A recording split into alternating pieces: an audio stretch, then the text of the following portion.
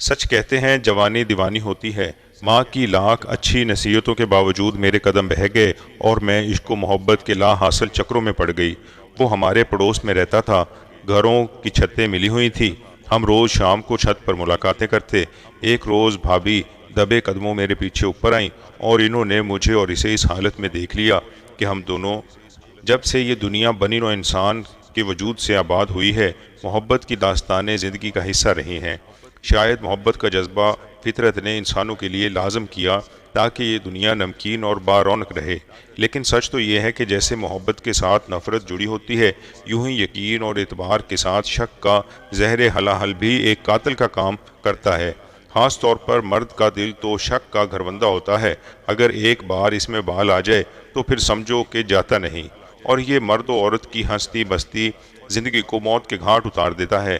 آج میں اپنے گھر کی ایک ایسی کہانی بیان کر رہی ہوں کہ جہاں محبت کی حلاوت نے مجھے مدہوش کیا، وہاں شک کے سمے جان لیوا نے میرے بھائی کے گھر کو اجاڑنے میں کوئی کسر نہ چھوڑی تھی۔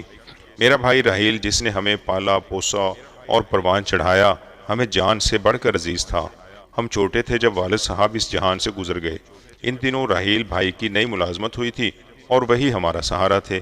انہوں نے ہمارے سروں پر ہاتھ رکھا اور باپ کی کمی محسوس نہ ہونے دی۔ انت تک محنت کر کے ہم چھوٹے بہن بھائیوں کو تعلیم دلوائی، گھر کا خرچہ بھی اٹھایا۔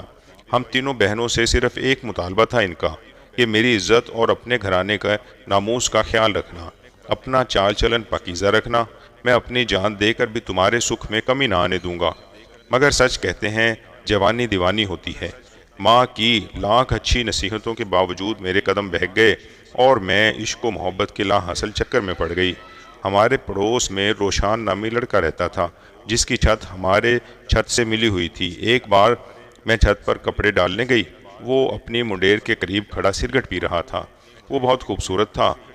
اب ہم روز شام کو چھت پر ملاقاتیں کرتے۔ ہمارے اس تعلق کا گھر والوں کو کوئی علم نہ تھا۔ بہنیں پڑھائی میں مشغول رہتی تھیں، راہیل بھائی آفس میں ہوتے اور فاضل بھائی اس وقت اکیڈمی چلے جاتے۔ امی رات کے کھانے کی تیاری میں کچن میں مصروف ہوتی۔ یہ بہترین وقت ہوتا، میں پڑھنے کا بہانہ بنا کر چھت پر پہنچ جاتی، جہاں روشان پہلے سے میرا منتظر ہوتا۔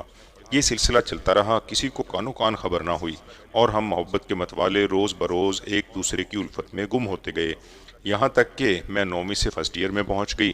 راہیل بھائی ہماری خاطر کولو کے بیل کی طرح محنت کی چکی میں پستے رہے۔ ہم نے باپ کا پیار تو دیکھا ہی نہ تھا، ہم جانتے نہ تھے باپ کی شفقت کیا چیز ہوتی ہے۔ یہ بھائی جان ہی تو تھے جنہوں نے ہمارے سروں پر اپنے پیار کا سایہ کر دیا تھا۔ ہم نے باپ کی محبت ان ہی سے نہیں پائی، تحفظ کا احساس بھی پایا۔ ہماری پرورش اور دیکھ بھال کی ذمہ داری نبھاتے نبھاتے میرے اس فرشتہ صفت بھائی کی عمر 38 سال ہو گئی۔ اب میری ماں کو بیٹے کا گھر بسانے کی فکر لاحق ہو گئی۔ مجھ سے بعد والی ایک بہن کی شادی ہو چکی تھی اور دوسری کا رشتہ طے ہو گیا تھا، لیکن میں مزید تعلیم حاصل کرنے کا بہانہ کر کے روشان سے کیے گئے عہد و پیمان کو نبھانے کی خاطر شادی سے انکار پر ڈٹی ہوئی تھی۔ جب ماں نے دیکھا کہ یہ پڑھنے کے پیچھے شادی سے انکار کر رہی ہے تو انہوں نے راہیل بھائی کا گھر بسانے کی ٹھانی۔ وہ کہتے تھے جب تک دونوں بہنوں کو ان کے گھر کا نہ کر لوں شادی نہ کروں گا، لیکن امی کو بیٹے کے بیاہ کی فکر اب ایک مرض کی طرح لاحق ہو گئی تھی۔ کہا کہ جب تک اس گھر میں بہو نہ آ جائے گی میں بھلی چنگی نہیں ہو سکتی۔ اس فکر میں وہ واقعی بستر سے جا لگی۔ راہیل بھائی نے جب والدہ کی ایسی حالت دیکھی تو ہتھیار ڈال دیے۔ بڑے چاؤ سے اماں نازنین کو بہو بنا کر گھر لے آئیں۔ ہم بہنوں کی خوشی کا ٹھکانہ نہ تھا۔ بھائی کا سہرا دیکھنے کی آرزو بارائی تھی۔ چاند سی بھابھی گھر لانے کا شوق کس نند کو نہیں ہوتا، اور بھیا بھی ایسے جن کے گن فرشتوں جیسے۔ نازنین بھابھی جو خوبصورت تھیں، سلیقہ شعار، ہنس مکھ اور تعلیم یافتہ ملنسار بھی، ان کے آنے سے گھر میں چاندنی بھر گئی تھی۔ رات میں بھی اجالا سا محسوس ہوتا تھا۔ بہت جلد انہوں نے ہم سب کے دلوں میں گھر کر لیا تھا۔ شادی کے وقت ان کی عمر 18-19 سال تھی۔ ہم نندوں کو چھوٹی بہنیں اور امی کو ماں جانتی، اور جس طرح کوئی پجارن اپنے دیوتا کی پوجا کرتی ہے ویسے ہی چاہت وہ بھیا سے کرتی تھیں۔ بھائی جان کی خدمت اور پیار و محبت کا وہ اس قدر خیال رکھتی تھیں کہ وہ بیوی کے پیار میں کھو کر سارے جہان کو بھول جانا چاہتے تھے۔ شادی کے وقت راہیل بھائی 40 سال کے ہو چکے تھے۔ بھائی جان اب ہر وقت بیوی میں کھوئے کھوئے رہنے لگے۔ پہلے گھر آتے تو سیدھے امی کے کمرے میں آتے تھے، اب آتے ہی بیوی کے کمرے کا رخ کرتے۔ تنخواہ آدھی سے زیادہ بھابھی جان کے تحفے تحائف پر خرچ ہونے لگی۔ کھانے کی میز پر ہم سب بیٹھے تو ہم کو نظر انداز کر کے نازو کی رٹ لگائے جاتے۔ اماں کہتی ہیں کہ بیٹا آپے میں رہو، سارے خاندان میں تمہارا اچھا عمل اور سمجھداری مشہور ہے، لوگ کیا کہیں گے؟ مگر بھائی پر تو بھابھی کا ایسا جادو چل گیا جو اب سر چڑھ کر بول رہا تھا۔ انہیں نہ اپنا ہوش رہا نہ ہمارا، ذرا سی بات پر بیوی کی خاطر ہم سے الجھنے لگے۔ کئی بار امی جان سے گستاخی کر ڈالی، حالانکہ بھابھی سے ہم کو کوئی شکایت نہ تھی، وہ ہم سے اخلاق و محبت سے پیش آتی تھی، خاص طور پر میرا بہت خیال رکھتی تھی، مگر میرا دل تو ایک اور وجہ سے ان سے برا ہو گیا تھا۔ وجہ تھی روشان۔ جب بھابھی نے نوٹ کیا کہ روزانہ میں مقررہ وقت پر چھت پر جاتی ہوں، تو ایک روز وہ بھی دبے قدموں میرے پیچھے اوپر آئیں، اور انہوں نے مجھے روشان سے نہ صرف باتیں کرتے دیکھ لیا بلکہ ہم کو بہت قریب دیکھا تو حیرت زدہ رہ گئیں۔ سوچ بھی نہ سکتی تھیں کہ بظاہر ان کی بھولی بھالی نند کے یہ لچھن ہوں گے۔ بہرحال ہم کو کچھ کہے بغیر الٹے قدموں لوٹ گئیں۔ جب میں نیچے آئی، وہ میرے کمرے میں آ بیٹھی، مجھ کو بہت سمجھایا کہ نمو، خدارا ہر قدم سوچ سمجھ کر اٹھانا، اس میں تمہارے گھرانے کی عزت کا سوال ہے۔ اگر یہ لڑکا اچھا ہے تو وعدہ کرتی ہوں میں خود اس کی تم سے شادی کرا دوں گی، لیکن اس طرح چھپ چھپ کر چھت پر ملاقاتیں ٹھیک نہیں ہیں۔ کل کلاں کو کوئی بات ہو گئی تو تمہارے بھائی کسی کو منہ دکھانے کے قابل نہ رہیں گے۔ اس لڑکے سے چھت پر ملنے سے باز آ جاؤ۔ ان کے سمجھانے سے مجھ کو اور بھی تپ چڑھ گئی کہ یہ میری سب سے بڑی دشمن ہے۔ دل میں ان کی طرف سے بیر پال لیا، وہ مجھے بری لگنے لگی۔ میں اب شام کی بجائے روشان سے چھت پر راتوں کو ملنے لگی۔ بھابھی کو خبر ہو گئی، انہوں نے پھر سمجھایا، حتیٰ کہ سمجھا کر ہار گئیں، مگر میں نہ مانی، الٹا ان کی بیری ہو گئی۔ تاہم دل ہی دل میں ان سے خوفزدہ رہنے لگی کہ کسی دن وہ میری شکایت بھائی سے نہ کر دیں۔ بھابھی کی ایک صفت تھی کہ وہ امی جان کے آگے انہوں نے کبھی زبان نہ کھولی، نہ کبھی ہماری دل آزاری کی۔ خود ہمارے لیے تحفے خرید کر لاتی، لیکن ہم کیا کرتے جب اپنا بھائی ہی بدل گیا تھا۔ اب تو ہم بھائی سے بات کرنے سے اور پیار کے دو بول سننے کو ترس گئے تھے۔ بھابھی کی طرف سے رفتہ رفتہ میرے دل میں بے چینی بڑھنے لگی۔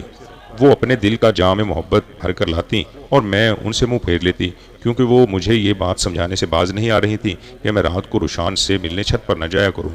جب میں ان کی محبت کا جواب بے رخی سے دیتی تو وہ حیران رہ جاتی۔ تب میں سوچتی کہ یہ کتنی چلاک عورت ہے، خود اچھی بنی ہوئی ہے اور ہمارے بھائی کو ہم سے چھین لیا ہے۔ وہ بھائی جن کی محبت کا سارا گھر دم بھرتا تھا، ان کے لیے بھی میرے دل میں برائی آ چکی تھی۔ برائی آئی بھی تو بھابھی ہی کی طرف سے، وہ میری محبت کی دشمن جو بن گئی تھی۔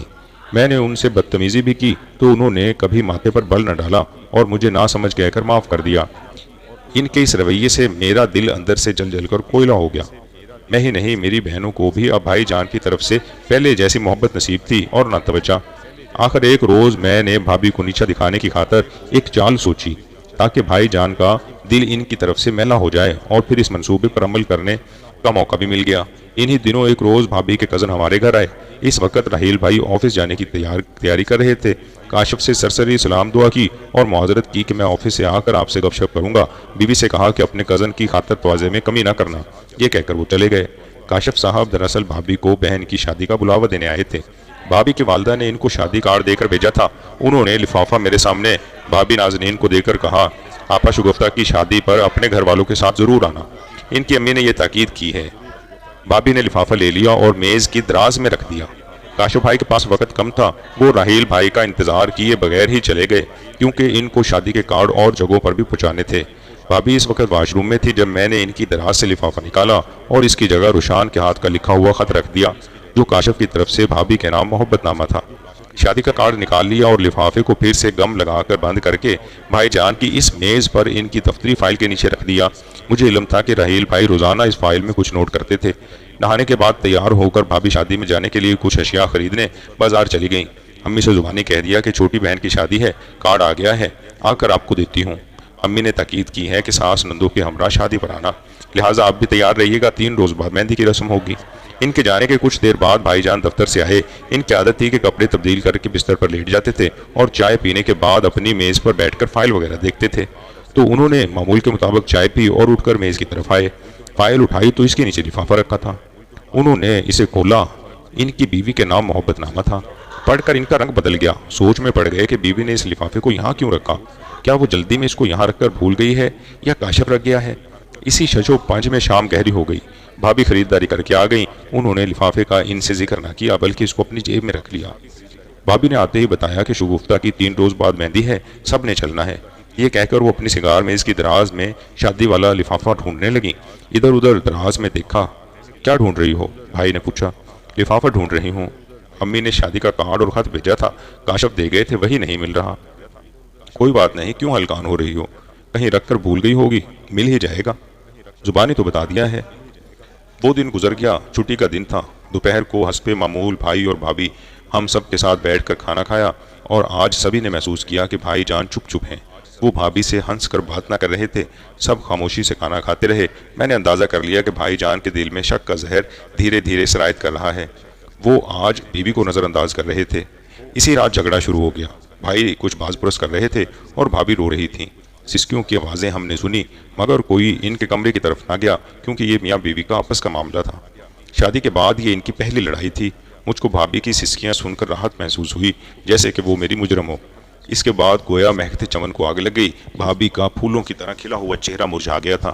بھائی جان کو تو چپ لگ گئی۔ اب وہ دفتر سے آ کر سیدھے ہمارے کمرے میں آ جاتے، ہم سے باتیں کرتے، امی کے ساتھ ہنستے بولتے، امی جان کے گلے میں پہلے کی طرح باہیں ڈال دیتے، مگر جو ہی بھابھی آ جاتی وہ خاموش ہو جاتے اور تیوری پر بل ڈال دیتے۔ بھائی جی بھابھی محسوس کر رہ جاتی۔ ان کی آنکھوں میں آنسو بھر آتے جن کو وہ کمال ضبط سے پی جاتی۔ ان کی آنکھوں میں آنسو دیکھ کر میرے دل میں ٹھنڈک پڑ جاتی۔ جی ہی جی میں خوش ہوتی کہ اب آیا مزہ۔ ایسا درد ہوتا ہے پیار کے چھن جانے کا۔ ایک روز پھر ہنگامہ ہوا۔ پتہ چلا بھائی نے اپنے شک کا بیوی پر کھلم کھلا اظہار کر دیا ہے۔ بھابھی نے رو رو کر قسمیں کھائیں، مگر بھائی کا دل صاف نہ ہوا۔ وہ یہی سوال کرتے تھے کہ آخر یہ خط کہاں سے آیا۔ اس سوال کا بھابھی کے پاس جواب نہیں تھا۔ بھائی جان کیسے اپنی معصوم بہنوں پر شک کرتے، جبکہ بھابھی یہ بھی کہنے کی جرت نہ کر سکیں کہ کیا خبر یہ خط تمہاری ماں بہنوں نے رکھا ہو۔ جوں تو کر کے بھابھی اپنی اجاڑ زندگی کے دن تمام کرنے لگیں۔ ان کی ٹھنڈی آہیں بے اثر نہ گئیں، کیونکہ اللہ تعالیٰ بے قصوروں کی سنتا ضرور ہے۔ دیر ہے اس کے ہاں مگر اندھیر نہیں ہے۔ ایک رات میں روشان سے ملنے چھت پر گئی کہ اچانک بھائی کی آنکھ کھل گئی، بجلی چلی گئی تھی۔ بھائی نے ان سے کہا کہ تم چھت پر پڑی چارپائیوں پر بستر لگاؤ، گرمی سے یہاں نیند نہیں آ رہی، میں اوپر جا کر سوتا ہوں۔ رات کے 2 بجے ہوں گے جب بھابھی کھیس اور تکیے لے کر اوپر آئیں۔ اس وقت میں اور روشان چارپائی پر دراز محبت کے گیت سرگوشیوں میں گنگنا رہے تھے۔ اچانک کسی کو آتا دیکھ کر ہم دونوں بکھلا گئے، اٹھ کھڑے ہوئے۔ بھابھی نے کہا یہ میں ہوں نمو، تمہارے بھائی جان اوپر سونے کو آ رہے ہیں، تم جلدی سے نیچے جاؤ۔ اور روشان سے کہا کہ چھت پر پھلانگ جاؤ، نہیں تو تمہاری آج خیر نہیں ہے۔ وہ تو ترنت منڈیر کے ادھر کو نکل گیا اور میں فوراً نیچے کو لپکی۔ 5 منٹ کے توقف تھے، بھائی جان اپنے کمرے سے نکلے اور چھت پر چلے گئے۔ اس روز خدا نے بال بال بچا لیا، اگر بھابھی نے بروقت اطلاع نہ کی ہوتی تو نہ جانے کیا ہوتا۔ صبح میں نے بھابھی سے ہاتھ جوڑ کر معافی مانگی اور ان کی عظمت کو سلام کیا، جنہوں نے میرے عیب پر پردہ ڈھک لیا تھا اور مجھے اپنے پیارے بھائی کی نظروں میں گرنے سے بچا لیا تھا، ورنہ میں عمر بھر ان کو منہ دکھانے کے قابل نہ رہتی۔ بھابھی نے بتایا کہ مجھے اندازہ تھا کہ یہ خط والی حرکت تمہاری ہی ہے، لیکن میں نے صبر سے کام لیا۔ بعد میں بھابھی نے کوشش کر کے میری شادی روشان سے کروا دی اور میں نے بھی بھائی جان سے اپنی غلطی کا اعتراف کر کے بھابھی پر سے الزام کو دھو ڈالا۔ راہیل بھائی کو یہی بتایا کہ آپ نے ہم سے اپنی توجہ ہٹا لی تھی، آپ کا پیار دوبارہ پانے کی خاطر میں نے نہ سمجھی میں ایسی حرکت کی۔ دراصل میں یہی سمجھی تھی کہ ہمارے بھائی کا پیار ہم سے چھیننے والی بھابھی ہی ہے، اس کے سوا میری اور کوئی نیت نہ تھی۔ خبر نہ تھی کہ آپ لوگوں کی خوشیاں اجاڑ رہی ہوں۔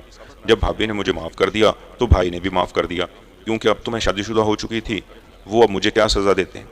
خدا سے دعا کرتی ہوں کہ وہ بھی معاف کر دے، جیسا کہ میرے پیاروں نے مجھے معاف کر دیا۔ صد شکر کہ میرے بھائی اور بھابھی کا گھر پھر سے بس گیا اور ان کے بچوں کی آمد سے خوشیوں کا گہوارہ بن گیا۔ کبھی کبھی ہم ناسمجھ لڑکیاں جذبات میں آ کر کیسی غلطیاں کر جاتی ہیں کہ بس اللہ ہی ہم جیسوں کو ہدایت دے۔ گڈ سٹوری کے معزز سامعین اور قارئین، آپ کے ارد گرد کوئی ایسی سٹوری ہو تو ہمیں کمنٹ میں ضرور بتائیں۔ چینل کو ابھی تک سبسکرائب نہیں کیا تو برائے مہربانی سبسکرائب کا بٹن اور بیل آئیکن پریس کر دیں، تاکہ ہمارے اس چینل پر جیسے ہی نئی کہانی آئے آپ کو بھی فوری نوٹیفیکیشن مل جائے۔ اللہ آپ کا حامی و ناصر ہو۔